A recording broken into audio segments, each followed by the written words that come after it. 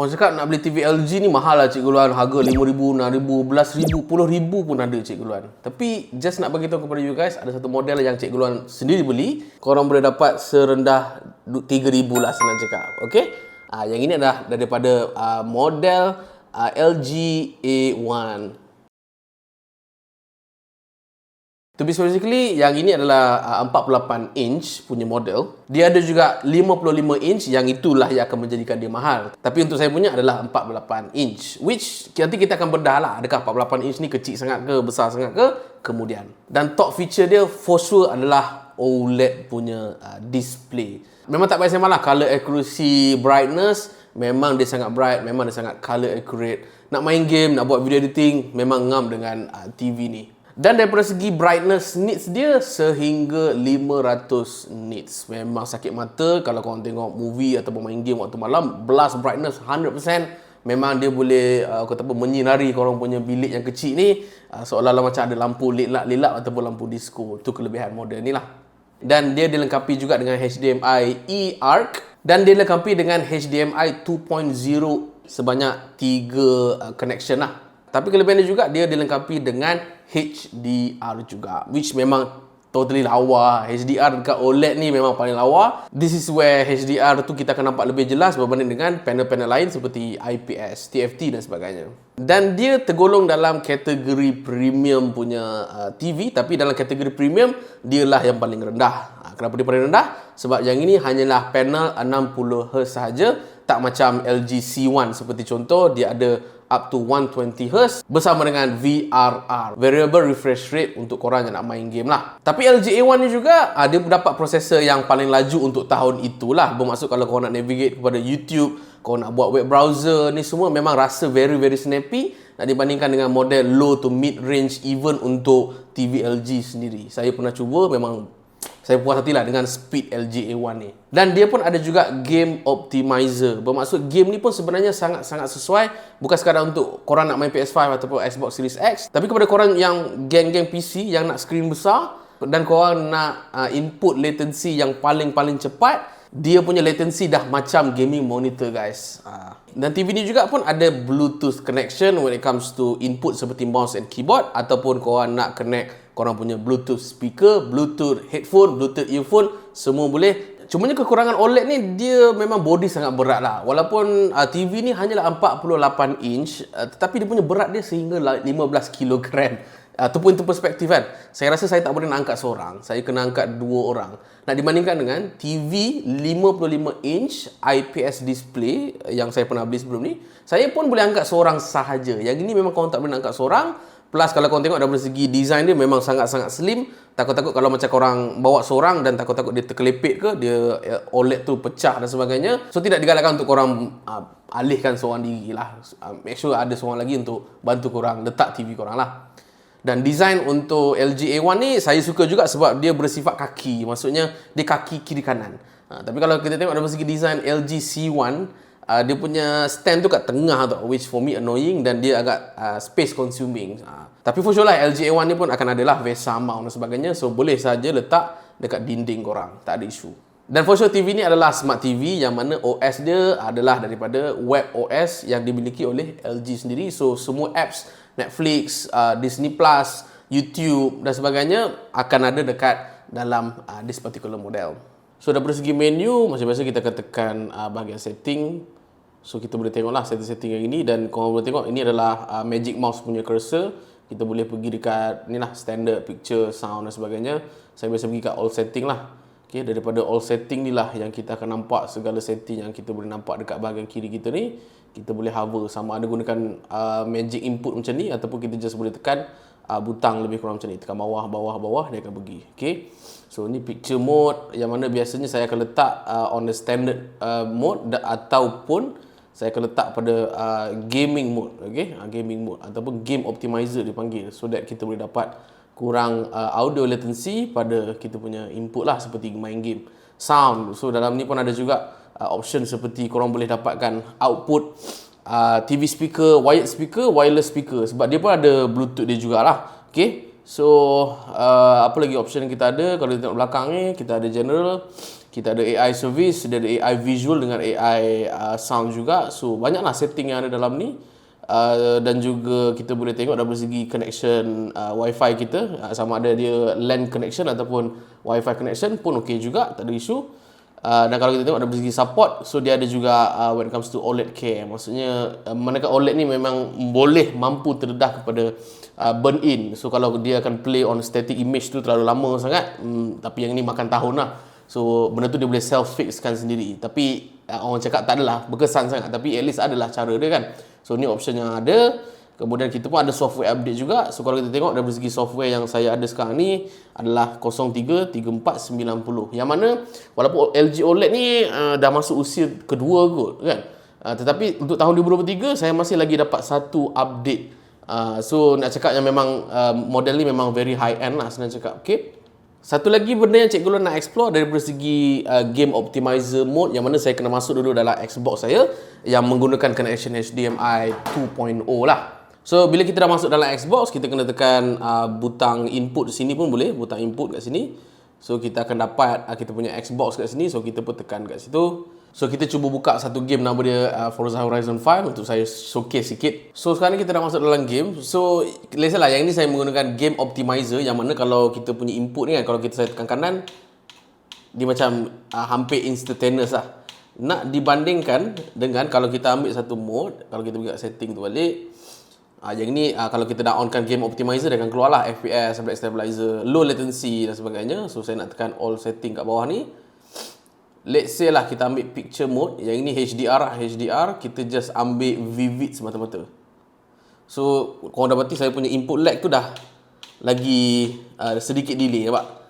Sebab tu saya syorkan kalau korang nak main game, kadang-kadang kalau nak simplify, onkan sahaja game optimizer sekiranya available. Tu satu. Yang kedua, daripada segi dia punya enhancement seperti auto contrast, auto semua bagai. So kita akan nak off kan kat sini. So pergi kat picture mode dan kita akan ambil advanced settings dan pergi kat salah satu column ni, seperti contoh auto dynamic contrast, yang mana yang ada auto ni make sure kita off kan terlebih dahulu. Sama juga dengan color. So kalau ada yang jenis auto kita akan off kan semua benda. Noise reduction, impact noise reduction, semua gradation ni semua akan introduce more delay pada input controller lah. So itu tips mudah sekiranya korang nak pair dengan Xbox, PS4, PS5 atau even PC sekalipun. Lagi-lagi kepada PC yang menggunakan keyboard dan mouse, memang korang akan rasa lah memang dia akan ada lag kalau korang tak on kan game optimizer. So ini bunyi datang straight daripada TV speaker kita. So which is memang sangat-sangat good lah sebenarnya kan. Ini pun kalau korang tengok daripada segi volume, hanyalah baru volume yang ke 11. So yang ni 20. Memang bising gila guys. Dan memang ada bass respon yang sangat-sangat baik lah. Korang boleh tengok kat situ. Okay. Bunyi memang sedap. Dan kelebihan model LG A1 juga dan juga C1, bukan C2 ataupun A2. Untuk model lama ni dia ada connection 3.5mm. Means that korang kena connect speaker yang ada 3.5 punya connection, wired headphone, semua boleh connect kat belakang. Dan kelebihan ni adalah, saya suka buat macam ni tau, sebab manakala dia ada voice recognition. So saya hold butang voice recognition ni lama-lama sikit, saya akan cakap switch to wired headphones. Okay, I switched the audio to wired headphones. Tapi sebenarnya saya connect kepada speaker yang I would say saya invest dalam RM500. So bunyi dia dah jadi lagi tebal lah, sebab for sure bass lagi tebal kan. Tapi nak cakap yang sebenarnya bunyi daripada TV LG A1 ni pun sebenarnya dah sedap. So Cikgu Luan tak advise untuk korang terus beli speaker lah. Korang beli je dulu TV ni. Kalau puas hati tak payahlah beli apa-apa speaker. Itulah dia. Nak cakap betapa puas hatinya Cikgu Luan terhadap bunyi LG A1 ni. So mana kan saya cakap yang LG A1 ni adalah sekadar 48 inch sahaja. So sebenarnya dia awak saya kecil lah sebenarnya kan. Tapi Cikgu Luan masih lagi puas hati sebab jarak Cikgu Luan dengan TV ni, sekejap saya kira sekejap So mata saya dengan TV lebih kurang 110 cm. 110 ni apa? 110 cm exactly. Kalau kau nak tengok 110 ni jarak dia macam mana, so saya tunjuk. So ni lah dia 110 cm. Nak cakap memang agak dekat jugalah. Tapi best is actually korang akan boleh luaskan lagi korang punya bilik yang sangat kecil lah sebenarnya. Sebab tu Cikgu Luan masih lagi berpuas hati dengan 48 inch lebih kurang macam ni. Not that big, not that besar. So dia manageable untuk Cikgu Luan. Perabot pula memang jenis orang kata apa, mudah alih. So tak ada isu lah pada Cikgu Luan when it comes to 48 inch. Kalau nak main game, nak tengok Netflix, nak tengok YouTube dan sebagainya. Benda yang Cikgu Luan tak suka sangat pasal LG A1, saya dapati dia punya app YouTube sampai sekarang agak sluggish. Lagi-lagi bila korang pilih 4K dan korang nak playback 1.25, korang nak playback 1.5x seperti contoh. So tiba-tiba nanti dia akan hang, kemudian nanti dia akan revert balik kepada 1440p ataupun paling teruk 1080p. Yang mana benda tu tidak berlaku kepada abang saya punya Samsung QLED TV, which dia boleh play 4K 60, 1.5x tu dia tak sangkut-sangkut. So maybe boleh jadi prosesor yang dipakai tu tak mencukupi untuk kata apa, proses that banyak data. Tapi so far setakat ni itu sahajalah when it comes to the quirkiness of WebOS, specifically untuk LG A1. Maybe C1 dan model-model yang lebih high end tu tak ada isu lah, sebab maybe dia pakai prosesor yang jauh lagi okey lah. Dan daripada segi gaming Cikgu Luan, 60Hz cukup ke Cikgu Luan? Sebab Cikgu Luan kan pakai Xbox Series X, Cikgu Luan pakai PS5, bukan orang main 120Hz ke? Untuk pengetahuan you guys, konsol-konsol ini yang ada mode 120Hz hanya beberapa game sahaja. Satu. Yang kedua, kalau on pun 120Hz mode pun, diorang akan downscale kepada resolution daripada 4K diturun sampai Full HD. So Cikgu Luan dapati kalau Cikgu Luan main 4K 60Hz sahaja pun sudah memadai dan memenangkan kebanyakan game-game kat konsol ni sangat-sangat optimize. Korang takkan rasa hiccup. Maksudnya kalau dia run, misal katalah paling busuk pun 30 frames per second, jangan risau, dia akan lock 30 frames per second. Dari segi frame pacing memang tak ada isu, dan memang saya tak nampak langsung screen tearing, memandangkan konsol menggunakan VSync punya sistem kan. So tak ada apa-apa isu. Sama juga kalau korang ambil performance mode kan pada Xbox Series X ataupun PS5. So kadang-kadang game tu dia run 50 to 60 pun Cikgu Luan tak rasa sangat that significant frame pacing issue. So saya berani bagi pengkelasan A untuk tahap gaming. Cumanya sayang dia tak ada 120Hz mode je lah. But still A okay. I'm okay with 4K 60Hz punya TV lah. Selain daripada tu, saya tak berapa nak berkenan sangat when it comes to berat dia sahaja. Selebih daripada tu Cikgu Luan tak ada komplain. Memandangkan harga dia yang paling rendah setakat ini adalah 299. Saya hanya beli kat Shopee saja, saya tak beli dekat kedai biasa. Dan adakah LG A1 ni masih lagi relevan untuk tahun 2023? Saya cakap ya. Walaupun abang saya ada TV Samsung QLED 65 inch, lagi besar, saya dapati saya masih lagi kata apa, terkinja-kinja nak bermain game dekat LG A1 48 inch ni, sebab dia punya color accuracy dia punya kata apa, memang viewing angle dia tu kalau kau nak tengok 80 darjah 90 darjah pun okey, tak ada masalah. Brightness masih lagi tak boleh nak lawan. Walaupun orang cakap LG A1 ni low pack, brightness dia tak sehebat macam LG C1 tu semua.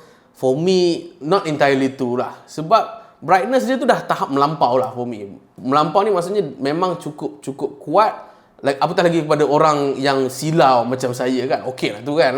Sebab kalau kau nak bandingkan dengan TV IPS yang lain, saya boleh bagi satu perumpamaan. Kalau LG TV yang menggunakan skrin jenis IPS, dia punya brightness 100%, itu hanyalah equal to OLED punya brightness 30%.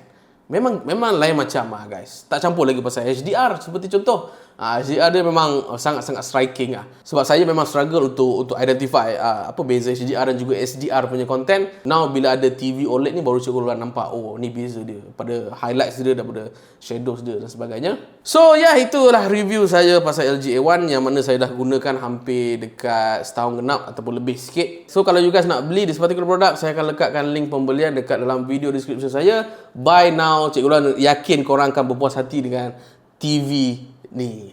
Tu dia. Itu saja daripada saya. Apalagi you guys tak tahu gunakan video editing dan video setting tu semua, korang boleh roger dalam ruang komen bawah supaya saya boleh buat video upon request you guys. Itu saja daripada saya. Saya Cikgu Luan, saya bergil. Saya Utan.